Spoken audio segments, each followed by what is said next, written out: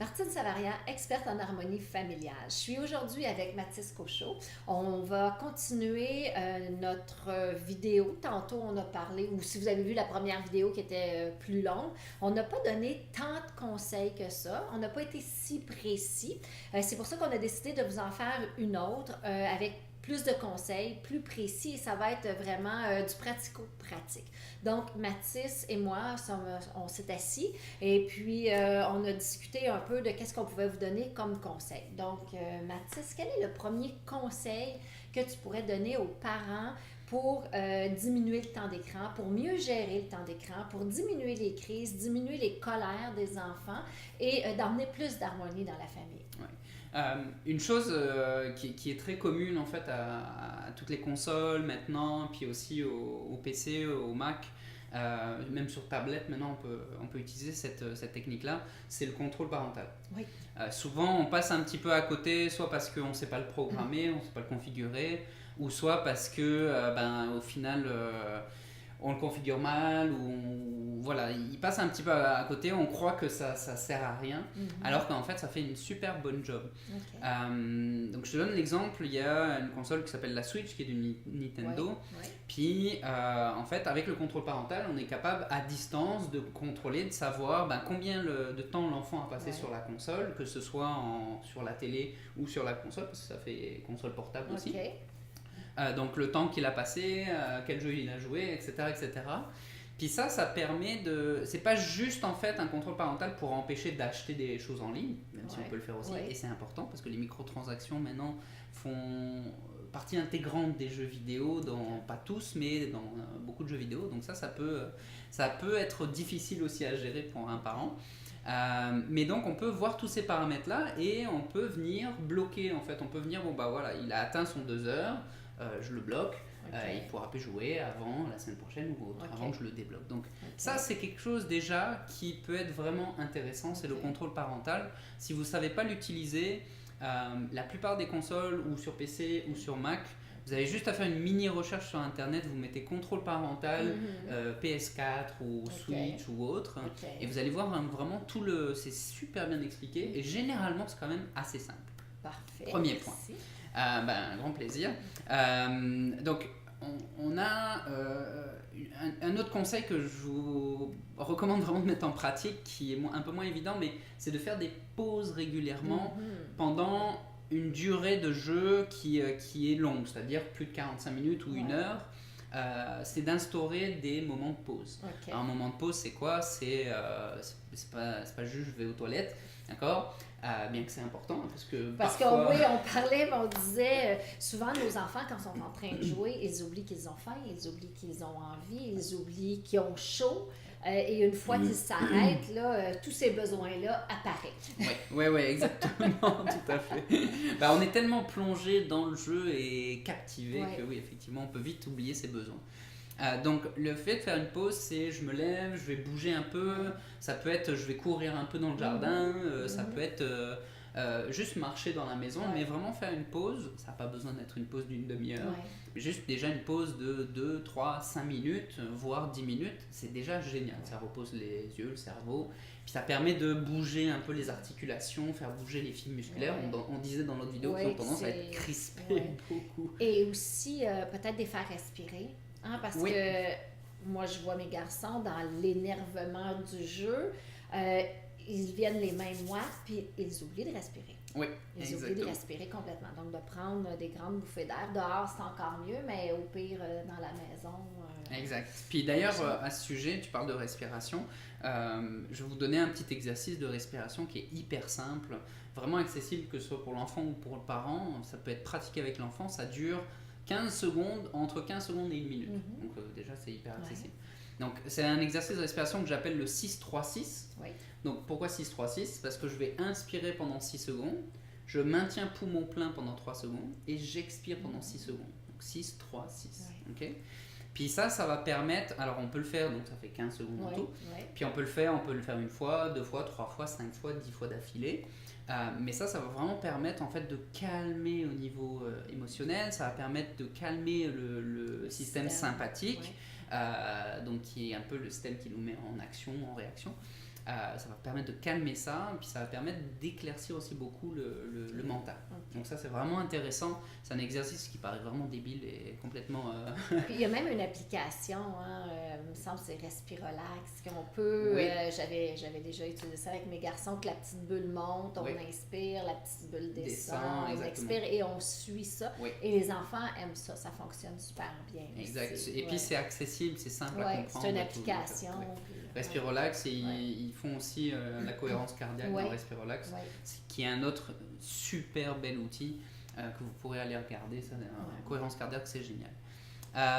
Donc, un autre conseil, c'est vraiment, je vous recommande d'éviter à tout prix la combinaison jeux vidéo, sucre. Donc, par exemple, je joue aux jeux vidéo, puis en même temps, je mange du popcorn au caramel. Avec ou des bonbons.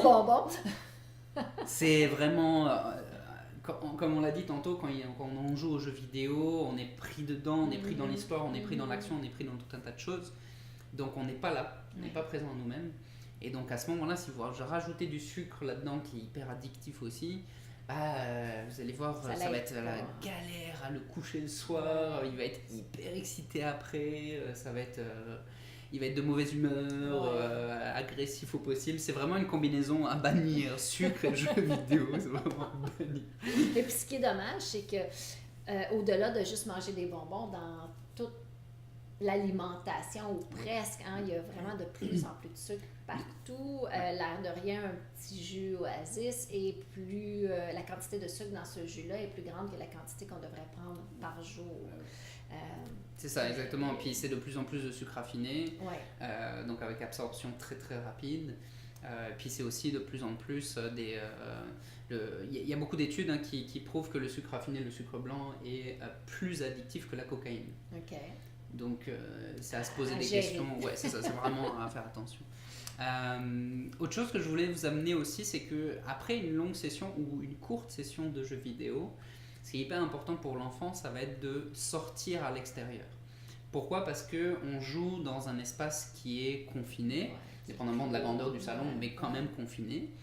Souvent, on va avoir tendance à vouloir mettre la pénombre, donc à tirer les rideaux parce qu'on ne veut pas avoir de reflet sur l'écran, pour bien voir. Être bien imprégné. C'est ça, être bien imprégné.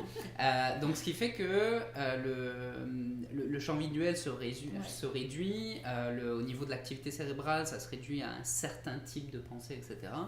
Puis le fait d'amener après la session l'enfant à l'extérieur, là, le cerveau et la vue et les yeux ont un champ de profondeur qui est beaucoup plus long. Ça permet de réouvrir non seulement le champ visuel, mais aussi en termes intellectuels, puis en termes de cerveau. Bien sûr, avec l'air de l'extérieur, ça réoxygène le cerveau et les tissus. Puis ça, c'est hyper important. Et ça va éviter que ça amène de l'excitation qui va durer très longtemps. Donc ça, c'est vraiment une très très bonne idée. Et puis, est-ce que tu as un âge? Tu sais, souvent, pas souvent, mais on peut aller au restaurant et on voit des enfants de 2-3 ans en attendant le repas, papa, maman parlent ensemble et l'enfant est sur la tablette ou l'iPhone à papa. Qu'est-ce que tu en penses? Qu'est-ce qu'on doit faire avec ça? C'est sûr que moi, je ne recommanderais vraiment pas de commencer à mettre, que ce soit devant un écran ou devant un jeu vidéo encore plus. C'est pas avant 7 ans. Okay. Jusqu'à 7 ans, le cerveau se développe, les connexions neuronales se développent, ne sont pas entièrement finalisées et tout. Donc, puis il y a des études qui montrent que l'exposition aux écrans et à la télé peuvent venir jouer un effet pas contraignant, mais limitant là-dessus. Donc, avant 7 ans, je pense que c'est vraiment pas approprié pour les enfants. Donc après, on revient aux ratings aussi. Il y a des jeux qui sont ratés 16 ans. Idéalement, on attend 16 ans.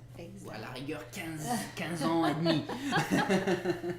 Et puis, s'il y avait un temps à limiter, ou qu'est-ce que tu dirais, un temps par jour à limiter? Ça fait-tu partie d'un conseil intéressant à donner aux parents? Oui. Oui, c'est sûr que ça peut faire partie des conseils super intéressants. Alors, ça va dépendre vraiment du foyer familial, ça va dépendre de l'enfant. Est-ce qu'il est déjà en addiction ou pas? Est-ce est-ce qu'il a une facilité à vraiment tomber dans ce genre d'addiction ou pas.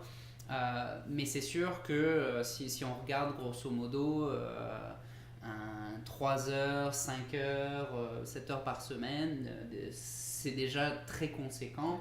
Puis c'est déjà, en tant que joueur, on peut déjà faire des choses intéressantes avec ce genre de temps-là dans la semaine. Oui, parce que donner 10 minutes à la fois, que l'enfant a ça pas marche le pas. temps, et l'enfant est en plein milieu du jeu, puis ça on en parlait tantôt, OK, ton temps est terminé, donne-moi, on l'arrache, c'est peut-être pas le meilleur conseil. Non, exactement. C'est donc, des toutes petites sessions comme ça de 10 minutes, ça marche pas. Après, ça dépend du type de jeu. Par exemple, si c'est un jeu sur cellulaire comme Plant vs Zombie, ou alors comment il s'appelle le jeu avec les bonbons là, Candy Crush. Si c'est Candy Crush, c'est sûr qu'à une demi-heure c'est largement suffisant. Après, si c'est des jeux un peu plus poussés sur console ou sur PC ou Mac, à ce moment-là c'est sûr que des séances d'au moins 1 heure c'est un peu mieux. J'irai peut-être pas au-delà de 2-3 heures, surtout les fins de semaine là où on a tendance à être un peu plus loose. Parce que la garderie peut être la console. C'est ça, exactement. Donc ça aussi, je suppose qu'on n'indique pas ou on suggère pas aux parents, de laisser les enfants, là, puis qu'eux font d'autres choses, et puis que ça soit un peu la garderie où on arrive en auto, puis let's go, c'est d'emblée, quand tu embarques dans l'auto, tu as le droit, puis peu importe où on va. C'est pas nécessairement la bonne façon, parce que en fait, ce que ça va faire... Alors, c'est sûr que ça amène des vacances de garderie, comme tu dis, pendant un trajet qui dure 2 heures, par exemple, dans une auto. C'est sûr que si on a 2-3 enfants à l'arrière qui se chamaillent, ça fait du bruit, on est dans un espace restreint. Donc, c'est sûr que c'est une facilité qui est tentante. C'est une option qui est tentante. Mais ce que ça peut créer qu'à chaque fois ça va être le cas, et puis qu'à chaque fois c'est le cas, après ça c'était dans l'auto, mais après on va empiéter ça sur l'heure, on va rallonger les heures à la maison, puis je veux une télé dans ma chambre aussi. Après ça devient graduellement plus compliqué, parce que l'addiction devient de plus en plus forte, puis que c'est de plus en plus facile de remettre de choisir cette option. En fait. Donc c'est pas nécessairement une bonne chose. J'irais peut-être sur la moitié du trajet, ou un tiers du trajet, ou un trajet sur 2, ou est-ce qu'on s'entend, ou est-ce que c'est clair aussi. C'est ça. Et puis quand mettons que le temps est terminé, parce que je sais qu'il y a plusieurs parents qui ont sûrement cette question-là, le temps est terminé, ça fait 1 heure, ça vient de sonner, parce qu'on peut mettre une sonnette, ou l'enfant la met soi-même, ou une minuterie, ou bon. Le temps est terminé, l'enfant, on lui dit c'est terminé, laisse-moi finir. Là, est-ce qu'on l'arrache? Qu'est-ce qu'on fait? Le drame! Je me souviens avoir crié après un de mes oncles qui avait éteint la console. J'avais pas pu sauvegarder. Oui, c'est ça, sauvegarder. Oui, ça me dit quelque chose. Alors, ça c'est une méthode c'est un peu à la forte. C'est pas nécessairement une méthode qui va être très productive. Moi, ce que je vous conseillerais, c'est déjà de comprendre à quoi, avant que l'enfant commence à jouer, c'est de comprendre à quoi il va jouer. Est-ce qu'il va jouer à un jeu solo, tout seul, ou est-ce qu'il va jouer à un jeu en ligne, en multijoueur? Parce que ça n'a pas les mêmes contraintes. Un jeu solo, dans la majorité des jeux maintenant, je peux mettre pause, ou je peux sauvegarder à peu près quand je veux. Pas tous les jeux, mais à peu près quand je veux quand même. Ou alors je mets sur pause, je laisse la console allumée, puis lors de mon prochain temps de jeu, je pourrais reprendre à ce niveau-là. Mais ça, c'est pour la console. Mais si c'est un iPad, un iPhone, est-ce qu'on peut mettre ça sur pause? Ça dépend des jeux. Ça va dépendre des jeux, ça va dépendre des jeux. La majorité, en fait, des jeux maintenant, vu que les cellulaires doivent gérer les appels entrants, la majorité des jeux, quand on switch d'application ou quand on va dans l'écran principal, le jeu se met automatiquement en pause. La majorité des jeux. Donc ça, c'est à savoir. C'est bon à savoir. Donc il ne faut juste pas fermer la fenêtre. Puis on pourra redonner le cellulaire le lendemain ou lors du prochain temps de pause, et il pourra reprendre le jeu. Mais il ne faut pas fermer la fenêtre par contre. Pas fermer l'application. Donc ça c'est intéressant. Après, donc, si je comprends que mon enfant il joue à des jeux solo, à ce moment-là, je sais qu'il peut mettre pause ou sauvegarder facilement. S'il joue à des jeux en ligne, en multijoueur, là c'est complètement différent. Parce que parfois, ils vont être une équipe de 5, de 10, ok, et ils vont avoir besoin de l'un des autres mutuellement pour se soutenir, pour avancer dans la mission ou pour quoi que ce soit. Et là, ça peut devenir assez problématique parce que si je coupe le jeu comme ça, ben, je laisse 4 ou 9 personnes un peu sans soutien ou sans soutien. Et en fait, il y a un impact aussi d'implication sociale. Ouais. Puisque si moi je suis reconnu comme le gars qui quitte à chaque fois, qui laisse ses coéquipiers, ben, je ne vais plus nécessairement avoir accès à une équipe ou à des gens qui vont me faire confiance. Et donc ça peut créer beaucoup de frustration pour l'enfant. Donc pour les jeux en ligne multijoueurs, que ce soit les Fortnite ou autres jeux multijoueurs, l'idéal c'est d'expliquer à l'enfant, bah regarde, tu as 1 heure ou tu as 2 heures pour jouer, là, éclate-toi, mais par contre, commence pas une nouvelle mission, d'accord ? 20 minutes ou 10 minutes avant la fin, que tu sais que tu vas pas pouvoir terminer. Donc à ce moment-là, les 10, 15, 20 dernières minutes, utilise ce temps-là peut-être pour customiser ton personnage ou faire des trucs, acheter des ressources ou autre. Pour être voilà, exact, par exemple, histoire de ne pas être pris en milieu de partie, en fait, ou en début de partie, où là on a besoin de terminer, ou alors si l'arrêt pourrait être problématique, entre guillemets. Donc ça c'est important, si vous comprenez ça, est-ce qu'il joue en jeu solo, est-ce qu'il joue en jeu en ligne avec d'autres personnes et qu'il y a des contraintes, vous allez déjà pouvoir beaucoup plus facilement au final lui donner les bons conseils pour qu'il puisse profiter pleinement de sa session et que le responsabiliser aussi sur le fait que ok, dans 1 heure ça finit, donc si on lui dit les 10 dernières minutes ou les 15 dernières minutes ne te lance pas dans une nouvelle mission, déjà on commence petit à petit à la responsabiliser. Donc ça c'est hyper intéressant. Puis à se contrôler, à faire les bons choix aussi, puis si elle était capable de s'arrêter, de dire bon, ok, là, moi je joue pas cette partie-là, j'embarque pas dans celle-là. Donc on fait un enfant qui est beaucoup plus responsable, qui est autonome. Tout à fait, et puis c'est ça qu'on veut. C'est ce qu'on veut, exactement. Donc si l'enfant il est déjà addict, si c'est déjà compliqué de lui enlever les écrans parce qu'il fait des crises ou autre, à ce moment-là, ce qu'il va falloir faire, c'est comme toute addiction, il va falloir y aller graduellement. Okay, donc quand on veut arrêter de fumer, moi je n'ai jamais fumé, mais quand on veut arrêter de fumer, on peut arrêter du jour au lendemain, mais c'est beaucoup plus difficile que d'y aller graduellement. Donc de diminuer le temps. C'est ça. Donc par exemple, on reprend l'exemple de l'auto. Donc si on a un trajet d'1 heure, 2 heures, puis que l'enfant il a été habitué tout le temps à avoir sa tablette ou son téléphone pendant cette heure ou ces 2 heures, ça va être très contre-productif de lui dire du jour au lendemain pas du tout. Et puis ça va être difficile, puis il va être hyper agité, puis il va chialer, ça va vous ça ira pas bien. Ça ira pas bien. Donc au lieu de ça, c'est de lui expliquer bon, regarde, ce qu'on va faire, si on fait un deal ensemble, ce qu'on fait, c'est que aujourd'hui tu vas avoir, au lieu d'avoir 60 minutes, 1 heure, tu vas avoir 50 minutes. Okay, puis 10 minutes avant l'arrivée, on lui retire, puis à ce moment-là, c'est préparation à l'arrivée ou autre. Okay, ou on commence 10 minutes après le départ, en fonction. Et puis la semaine d'après, ou le lendemain, ou autre, on enlève à notre 10 minutes. Puis graduellement, on enlève comme ça, tranquillement. Puis essayer d'expliquer au maximum la démarche, dans le sens où si, par exemple, à l'arrivée, après le voyage en auto, après avoir joué 1 heure, il est comme hyper excité, il est pénible ou autre. De lui faire prendre conscience de ses comportements. Exactement.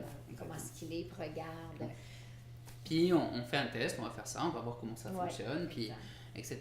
Puis si on voit que ça va mieux aussi, c'est de lui faire remarquer, regarde tes comportements, comment est-ce qu'ils vont bien, comment tu es beaucoup plus calme et de rentrer dans ce positif-là. Hyper important, Et dernier petit conseil, c'est après une session de jeux vidéo, mettons le samedi, il a le droit à 3 heures, on se lâche loose, il a le droit à 3 heures, c'est de voir, ok, après cette session de 3 heures-là, sans nécessairement tout le temps avoir quelque chose de planifié, mais essayer au maximum de prévoir un temps avec l'enfant, de partage, un temps d'échange. Ça peut être jouer à un jeu de société en famille, ça peut être aller faire une balade en famille, ou juste avec un des 2 parents, ça peut être aller faire de la luge ou autre, quoi que ce soit, mais puis essayer d'amener ça en amont au final, de dire tu sais, samedi tu as ta session, après ta session on fera ça. Ou entre 2, parce que c'est mettons 3 heures par jour la fin de semaine. Oui, par Ça exemple. peut être aussi avoir une heure, une heure et demie, mettons, une pause, puis la pause, on fait quelque chose ensemble. Exact. Et tu fais ton autre heure 30 C'est ça. après aussi. Ça Tout à peut fait. être comme ça. Ouais. Donc, on laisse aller notre créativité. C'est ça, c'est le but. Donc ça, c'est vraiment plusieurs conseils un petit peu complémentaires que je voulais apporter parce que je pense que c'est des choses qui peuvent aider. Il y a 10 000 situations différentes, chaque cas est un peu unique. Il y a tellement de jeux vidéo différents aussi, de types de jeux différents, que ça fait que parfois, il n'y a pas une solution pour tous les cas. En fait. C'est vraiment comme adapté en fonction de... Je pense que les parents ont quand même plusieurs conseils, puis ils pourront tester, voir qu'est-ce qui fonctionne, qu'est-ce qui fonctionne moins, avec quoi ils sont à l'aise aussi, et comment... mais merci beaucoup. Plaisir. Souvenez-vous bien du 636. Le 636, c'est magique. C'est vraiment magique. Super. Mais merci, Mathilde. Merci, plaisir. Puis courage. Oui. Patience, courage et détermination. Persévérance. Persévérance. Merci. Merci.